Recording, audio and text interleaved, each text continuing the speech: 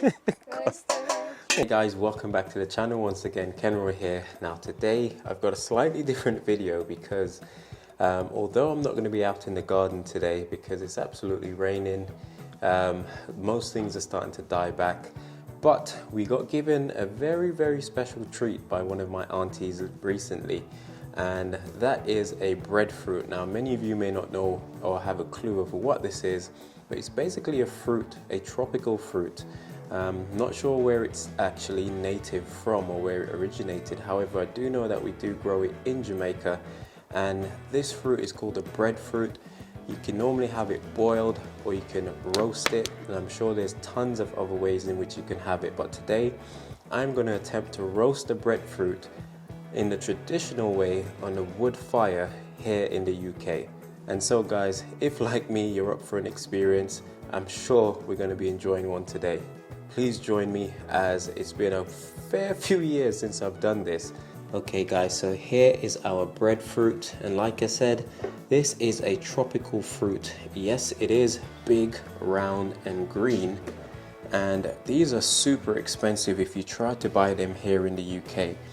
And what I'm thinking of doing is actually roasting this in an old barbecue tray which we've had here, and I've got some scrap pieces of wood.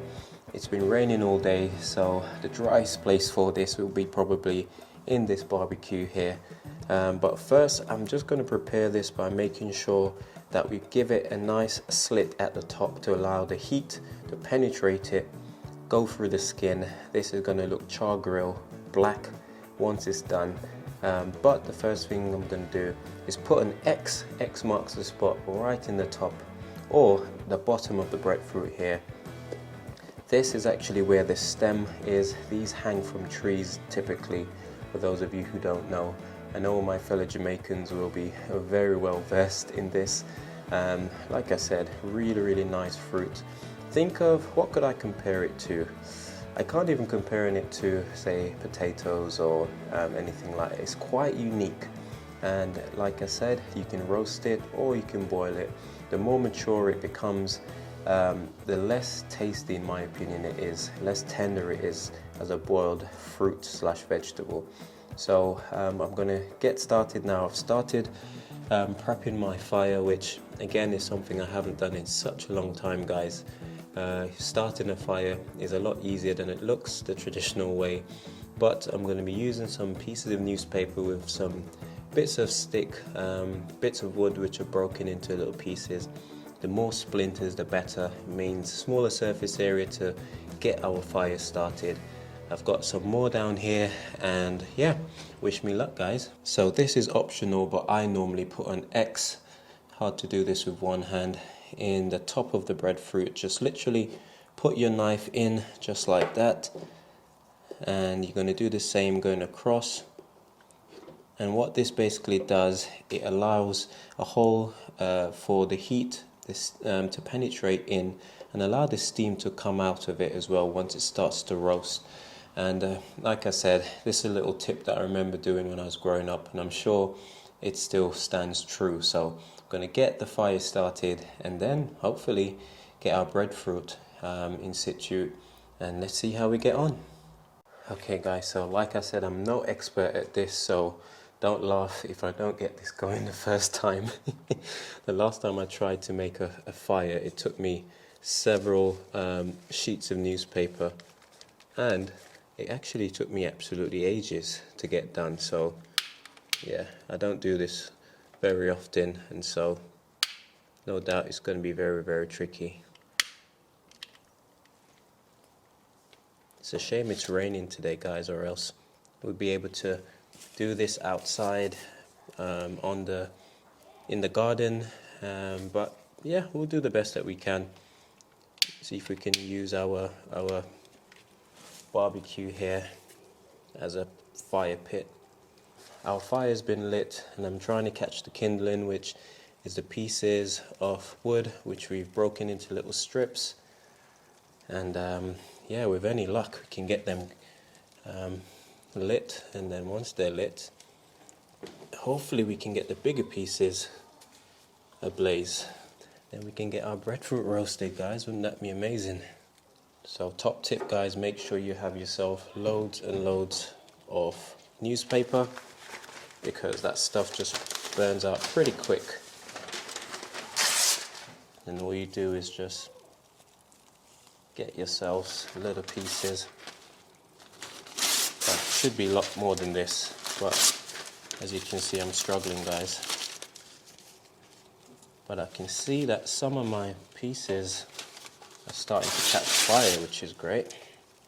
And what I tend to do is just keep feeding it with newspaper, keep the flame going, and then before you know it, he says, hopefully you can actually get them lit. Okay, so far I've used like 2 sheets of newspaper, so that gives you an idea of how many you'll actually need if this is done correctly. I did definitely layer pieces of wood, newspaper, pieces of wood, newspaper, and then once I've got it lit, just keep on feeding it in the hopes that these little guys will catch a flame. Feed the fire. We're gonna bring it around. Keep on landing it there. Don't be afraid of it. If you put your hand close to it, it won't burn you. Just don't put it in the direct flame. Smoky. Smoky base. So we started off with the little pieces, Don't eat. Oh, it's dead. and as you can see, starting to catch the larger ones. Slow and steady, Abby. Need more people. Oh, I've got loads. Where are you going? Wow, I was seeing how far the smoke is. Okay, so we've relocated the fire to the garden because The safety people came. the safety people came. And the neighborhood The neighborhood watch and the fire police.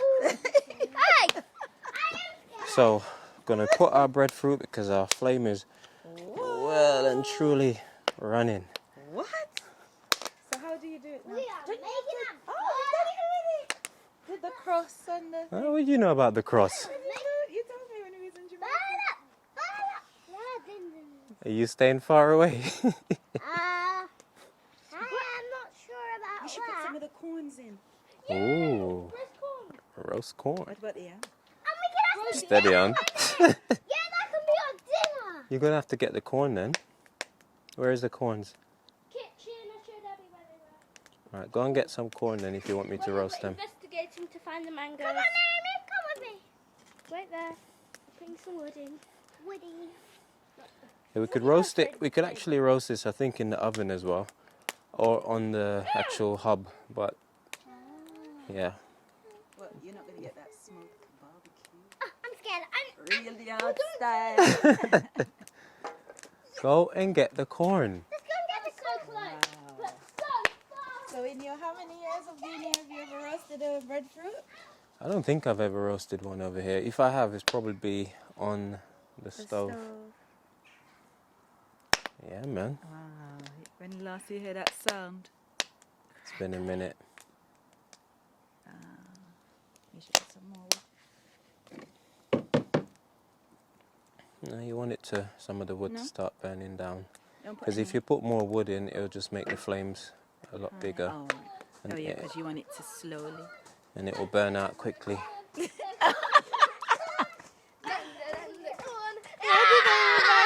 Peter Pan, an episode of Peter Pan with it. So you brought 2, one for me, one for your mum. No, one for me, one for Abby. Oh my Only joking. One for the adults, one for the kids.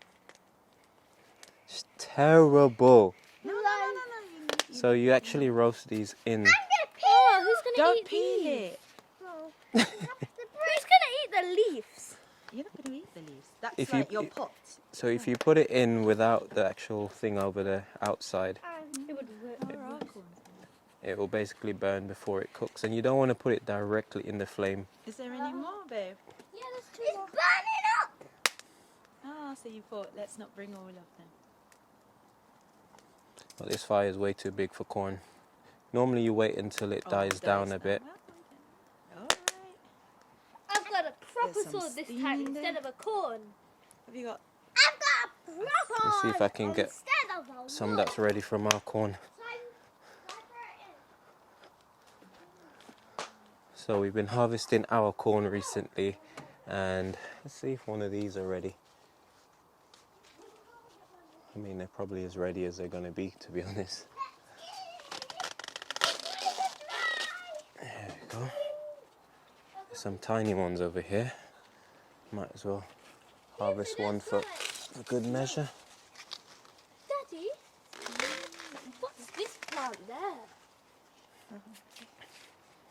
So nowhere near as big as the ones in the supermarket. However, Roasted. we've got some corn somewhere in there. That'd be sweet. We hope so. But we have to wait until it actually starts to die down a bit. Abs, how's it looking? Is it starting to change colour? Yeah, it's starting to go Grey, grey. ooh. Don't stand too close. Do you need to turn it over? No, so you will have to turn it over, which is normally the tricky bit. That fire. You were there when we were making the fire. Wood, Well, I think tiny you pieces need of to wood, start the fire. loads of newspaper, and repeat. And then it starts getting bigger and bigger and bigger. Because what you want to do, you want to catch the little pieces first, because they're easier to catch. If you put the big pieces in, it won't catch fire. So you put the tiny pieces of twigs first, then when they catch fire, then you start putting larger and larger ones. Daddy, And you end up with this. if it's easier for you to turn it over, you could use these. I think that's a brilliant idea, because once the breadfruit starts roasting, if you look at the skin, it starts releasing this sticky sap, and basically it gets all over your fingers. So if you've got something to turn it, that'll be a good idea.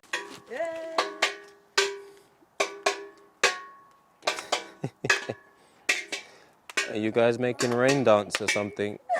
I don't want it to rain. I want it to actually stay nice and dry. Roast the breadfruit, roast the breadfruit, roast the breadfruit, roast the breadfruit, roast the breadfruit, roast the breadfruit, roast the breadfruit, roast the breadfruit, roast the breadfruit, roast the breadfruit. What are our neighbours thinking? Roast the breadfruit, roast the breadfruit, roast the breadfruit. Let the hair. Yeah, you guys need to go and get your hair done. No. Thanks for your help, everyone. And the song and the dance. And the breadfruit. This is probably going to take around, 2 hours. no, maybe like 40 minutes. Roast the breadfruit. Yeah, once you got good fire. I think our fire's kind of dying. No, it's not. See, this is what you want, because if you see a lot of flames, basically your wood is just going to burn out really quickly. So what you want is for it to die down, and then you see those bits of coal, you want that to keep going. Goodbye, breadfruit. Goodbye. We're gonna eat you. We're gonna eat you. Going to eat you. Goodbye, breadfruit. Goodbye, breadfruit. Ah, don't eat it all yourself. Okay guys, so our fire, the flames dying down slightly, which is not a bad thing. So I'm going to make the attempt to put a couple of the corns in the fire. Now when you're roasting sweet corn, it's always a good idea not to actually take it out of the skin or the outer shell, leaf, whatever you want to call it, the husk.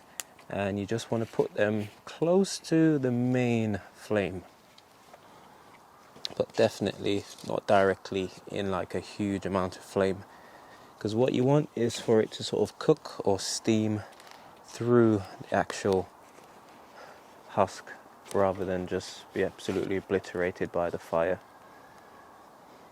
So I've just removed the corn because it's still a bit too hot for my liking, and we're not even halfway through roasting the breadfruit yet, so we'll probably wait for it to be nearly roasted, then we can scatter the coal a little bit to reduce the heat before putting the corn back in. But it's probably coming up close to a period when we can actually flip it and turn it. But so far so good, and the rain is held up, which is nice. And like I mentioned, once the breadfruit starts roasting, it starts getting quite sticky, so it's always a good idea to have something to flip it with. Or if like me, you can just use your hand. but the girls did say they wanted to see me flip it, so probably should give them a call.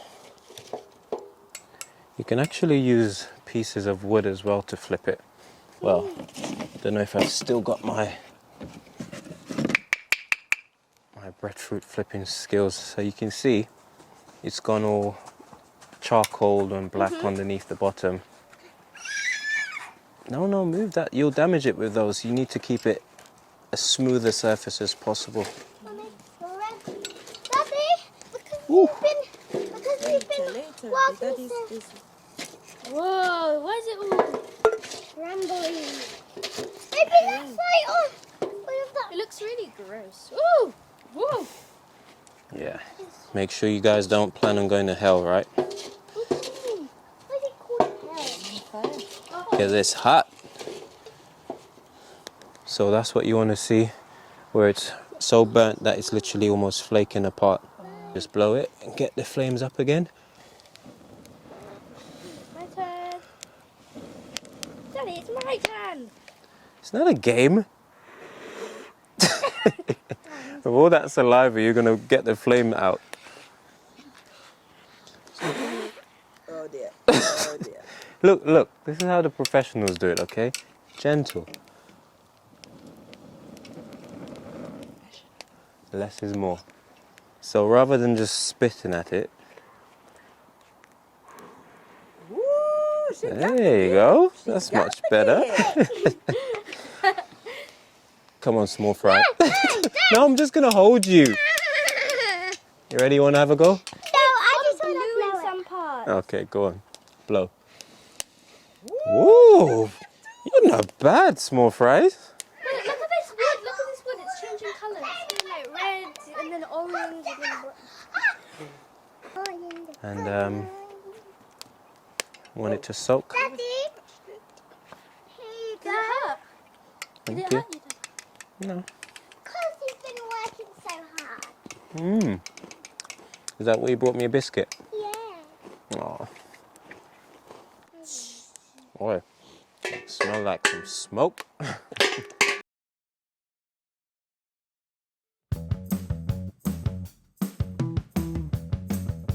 Okay guys, so depending on how large your breadfruit is, normally turning it, you might only have to turn it maybe 2 to 3 times, but this is quite a large one. And oftentimes when we roasting breadfruits back home in Jamaica, you'll be having several of these in one fire pit. So you find that you'll having to take some out because they've roasted sooner than some of the other ones, depending on how big your fire is. If you can see where we made the X just at the bottom there, you can see it's sort of opened up, which is kind of split because the outer layer starts to shrink. But that's perfectly normal. But the top and the bottom is probably pretty baked, but around the side we'll now have to try and focus our attention, getting the flame to actually roast this side, getting it nice and crispy, and hopefully baking it. Now the professionals, well, of which I am definitely not, they can actually tell when this is roasted just by knocking it, and you hear a sort of hollow sound. At the moment there's still plenty of water in it, so you need to dry that out, get it baked. So I doubt it's ready, but we're getting there, guys. It's been around maybe 25 minutes, 30 minutes give or take, so maybe another 15-20 minutes and we'll be done. Now, suppose a bit of history for roasting breadfruits back in Jamaica. You typically use certain types of hardwood to roast it rather than softwood, because for obvious reason the hardwood will burn a lot longer, you'll end up needing a lot less. But I'm just literally using pieces of off-cut softwood here, guys, which is like pieces of pine, and as best as possible stay away from the treated stuff. Obviously you don't want that to start leaching out all of the chemicals, but you know, unfortunately I haven't got pieces of wood or trees lying around, especially it's quite wet today, so I've got to just use what I've got, but so far so good. So I'm talking about pieces of pine wood like this. Again, that was just an offcut. We sometimes use these pieces of wood in this log burner which we've got in the garden, especially coming up towards winter when you want to sit out here. But for today's purposes, I'll be using it in this fire to roast this breadfruit.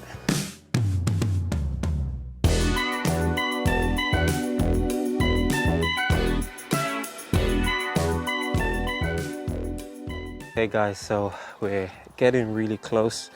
The whole of the breadfruit's been roasted, and we're literally just keeping it on the flame, which won't do it much harm, just making sure that we turn it.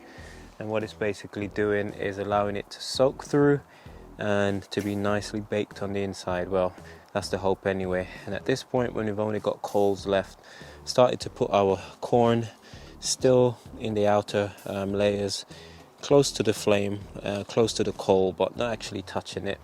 And the hope is that it will just bake them inside and hopefully not just burn through like like this section. But yeah, it's looking great. Nearly done. Yeah, then Alright guys, so our breadfruit is ready, and this is what I was talking about with that sticky residue that comes from it. But you can tell it's ready because it's nice and spongy. You sort of squeeze it, it crumbles, but it kind of bounces back ever so slightly. It's no longer sticky, and it's definitely a lot lighter. So although it's quite hot, I took it out the fire, sort of left it by the edge so that it can just steam, and you can see all of that steam coming out of the middle at the top there. Once you cut this open, it's going to be super hot guys. So just going to leave that to the side for now, maybe just put it at the bottom, try and spread this coal as best as I can, and we're roasting the corn guys. So the whole idea of keeping it in the husk is that before the actual grains of the corn gets burnt, you actually steam them first, which is great. Okay guys, so our corn is nearly done. Probably not my best attempt as I'm sort of rushing at the moment, but our breadfruit is also ready, which is just at the bottom there. So I'm going to take this in now and get our dinner ready. Having some lentil stew, I believe, with some salad and some avocado. Not the normal avocado that we've got here, but some nice avocado we'll be having with this, along with our salad and stew. So yeah, overall really happy with how this all went. Okay guys, so just making a little salad here using some of our tomatoes from the garden, which are absolutely beautiful, ripen on the vine guys, tender, sweet and nice. And just grated some cabbage, some carrots, some cucumbers, and now we're going to get ourselves ready to tuck into our dinner. Okay guys, so basically got my breadfruit nicely roasted now, and it's now time for me to get this bad boy peeled, and which is probably the messiest part of this. And you can probably see on the camera, if you can focus, where I actually had that X marks the spot, which is where we actually allow the steam to be able to come out of the breadfruit once we're roasting it. And so now I'm just going to peel it. I'll do it over the sink. Everything else is ready. Now, how to peel a breadfruit. Quite simply, you just want to go just below the skin, and obviously this is all char grilled, so it's quite crumbly as you can see, but this is what it looks like on the inside, nice and sort of a off-white color. And you're gonna get it a bit messy. There's hardly anything you can do about that, but that's fine because you can actually eat the skin as well. What you can actually do is scrape it, get rid of all the char grill sort of on top of it, scrape it down until it gets like light brown, and then you can just cut it and have it as normal. So the kids are in the bath at the moment, you can probably hear them up there having a great time. And when your breadfruit is really well roasted, you can almost just peel the skin off. You can see the separation between the skin at the top here and the actual fruit on the inside. Now, whether or not this is a fruit or a veg, I couldn't tell you guys. Maybe I have to look it up online. As far as I'm aware, breadfruits don't have seeds. They sort of send up little shoots from the mother plant, which you can then replant elsewhere for a new tree. And they grow on some really massive trees. So this is what I meant about it just getting absolutely messy from all the burnt bits of the skin. But again, that is pretty normal because you can actually eat the skin as well. But that smell is just unmistakable. from the roasted breadfruit. Then once you remove the skin, guys, you then put it on a chopping board or a plate, and I normally cut it down the middle in 2 halves, which I'll do in just a minute. Then you have to remove what we call the heart, which is like the inner part in the center. You have to remove that, and then it's pretty much cut to size and plate up, really. And there you have it, our very charred roasted breadfruit. Okay, so the next stage, guys, is simply to cut this bad boy down the middle. So we got where the stem was at the bottom. What are those kids doing? Then you just slice it in 2 like that, and that's the fruit on the inside, shall I say the heart that I was talking about. So you then, I normally just cut it a second time, so basically put it in quarters, and then with your knife you're just going to cut close to the heart, as we call it, just to remove it, because this part is not edible, or if it is edible, we certainly don't eat it. Okay guys, so here is our corn, which was roasted. I haven't done this in a very long time, so all we have to now do is just to take off all of the outer layer. Hopefully then we just reveal a nice roasted corn on the inside. Now all we need is some butter, and we're good to go, guys. Look at that, not bad considering I haven't done this in absolute years. So I'm going to get some butter on this, get it plated up, and we're good to go. I must say, guys, this is the corn that we grew in our garden, so nowhere near as big as the ones bought in the supermarket. However, I am pretty proud of them, guys. I mean, look at that. Not bad for some homegrown corn, and trust me when I tell you they are super sweet, extra tasty, grown with love, and I for one am not going to complain about these bad boys. And the girls are going to absolutely love them. Abigail especially loves herself some sweet corn. So happy days, guys. Bon appetit. Okay guys, so here we go, our roasted breadfruit, some nice avocado, not the rubbish ones in the supermarket, and we've got some grilled or roasted sweet corn that was done in the actual skin, which is fantastic, with a salad made from some of our tomatoes from our garden. And we're going to be tucking in right now.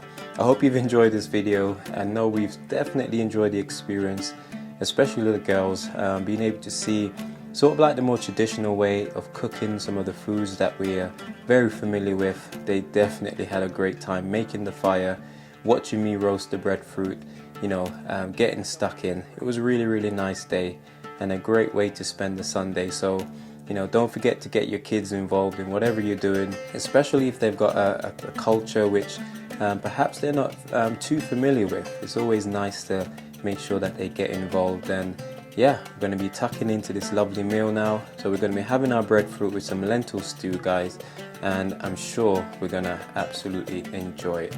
As always, this is Ken Roy. Thanks for joining us today, and we'll see you in the next video. Until then, goodbye, God bless, and take care. One love. How's the corn, Abby? Good?